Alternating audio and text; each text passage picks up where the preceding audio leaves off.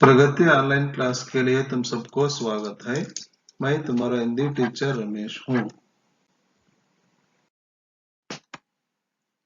अब आज हम अभिनव मनुष्य पद्य के बारे में जानकारी प्राप्त करेंगे। उसके पहले कवि परिचय देखेंगे।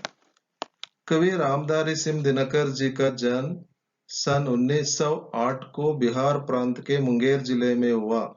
पहले वे रेडियो विभाग में काम करते थे। बाद में एक सरकारी कॉलेज के प्राध्यापक बने। आगे चलकर वे भारत सरकार के हिंदी सलाहकार के पद पर नियुक्त हुए। सन 1975 को इनको देहांत हुआ। कवि की कुछ प्रमुख रचनाएं हैं: ओमकार, रेणुका, रसवंती, सामदेनी, दूबचाह, कुरुक्षेत्र, बापू, रश्मिरथी आदि। कवि की हर रचना में हृदय को प्रभावित और उत्साहित करने की पूर्ण शक्ति है। इनकी भाषा सजीव और विषय के अनुकूल है। अभिनव मनुष्य पद्य भाग कुरुक्षेत्र के 6 सर्ग से लिया गया है। अब हम पहला पद्य के बारे में जानकारी प्राप्त करेंगे। आज की दुनिया विचित्र नवीन, प्रकृति पर सर्वत्र है विजयी पुरुष आसीन। हे बंदे हर के नर के करों में वारी विद्युत भाव। हुक्म पर चढ़ता उतरता है पवन का ताप।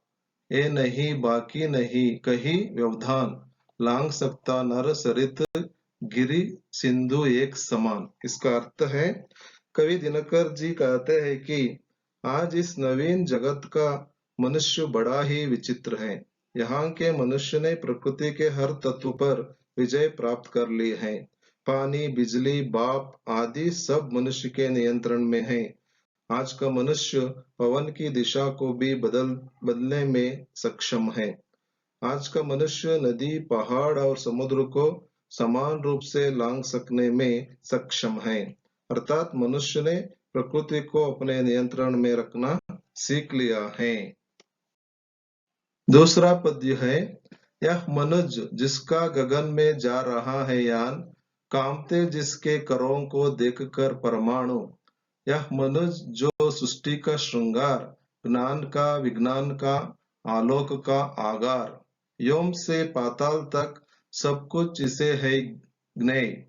पर ना यह परिचय मनुज का, यह ना उसका श्रेय।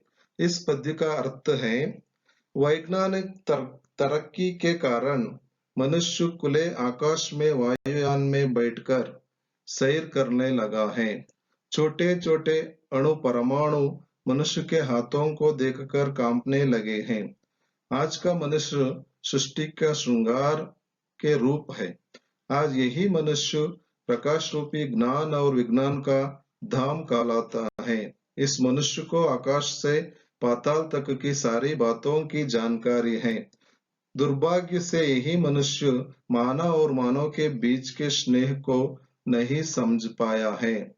यह उसके लिए श्रेयस्कर नहीं है। और तीसरा पद्य है, श्रेय उसका बुद्धि पर चैतन्य उर की जीत। श्रेय मानव की असीमित मानवों से प्रीत। एक नर से दूसरे के बीच का व्यवधान तोड़ दे जो बस वही ज्ञानी, वही विद्वान और मानव भी वही। इस पद्य का अर्थ है, आज का मनुष्य बुद्धि शक्ति पर अधिक जोर दे रहा है। कभी कभी मनुष्य को हृदय की भी सुननी चाहिए, तभी उसकी जीत होगी और यही उसके लिए श्रेयस्कर साबित होगा। आज दुनिया में परस्पर स्नेह भाव बढ़े तो यह मनुष्य के लिए मंगलमय होगा। यही मनुष्य ज्ञानी और बुद्धिमान कहलाता है, जो परस्पर प्रेम से जीवन बिताए और आपसी की दूरियों को मिटाए। वास्तव में वही मनुष्य कहलाने का अधिकारी है।